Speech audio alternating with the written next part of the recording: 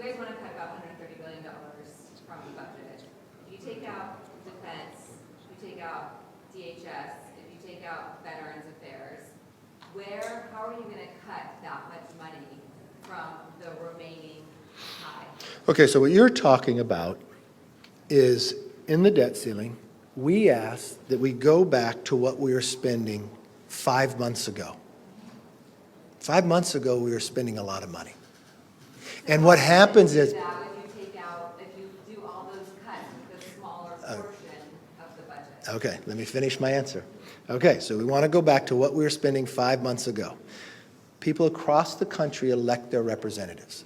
What we do is once we set the baseline, we go forward and we decide, Republicans and Democrats, what our priorities. It's the exact same thing that every single American family does. For 21 straight years, we have spent more than we brought in. The Democrats added $6 trillion that brought us inflation, that made us more dependent on China. This won't balance the budget by any means. This won't harm people in any areas. What we'll do is find where the waste is at. You're talking $131 billion, but you know what I hear on the other side?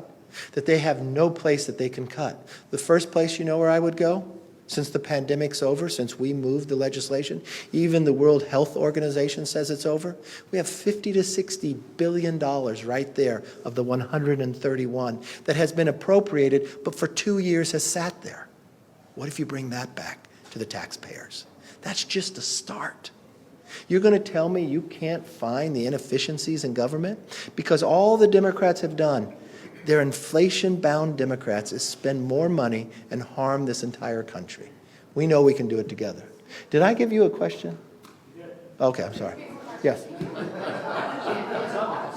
level meetings productive right now? Like, have they been productive and that's why you're giving them more time? Or have they not been productive and that's why? Look, we have a short time period.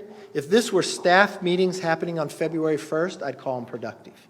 When you're sitting here with a few 15 days to go, it really seems to me that the president finally felt the pressure for 100 days of not having a meeting with me. For even though that he sat and met with us on February 1st and told not just myself but all of you in his tweet that we were going to meet again and talk about this. That he told us the next day at the prayer breakfast when he sat next to me and grabbed my forearms, we're going to meet. When he walked up before all the members of Congress at the prayer breakfast and says, we're going to get this solved and meet together. Then change his mind and keep changing every day what somebody had to do until we would pass the bill. I don't think they're that productive. What I truly believe here, looking at the actions of this president, he doesn't want a deal. He wants a default.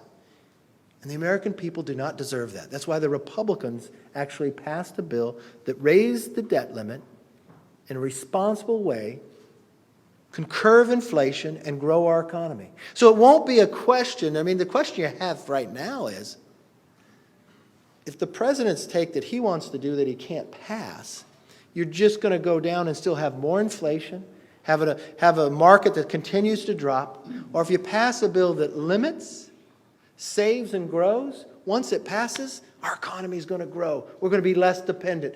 Individuals are going to have more money that they can keep. The energy prices are going to come down. We're going to cut the red tape so we can build things in America again. That's the question that you have. Thank you all. Have a good weekend.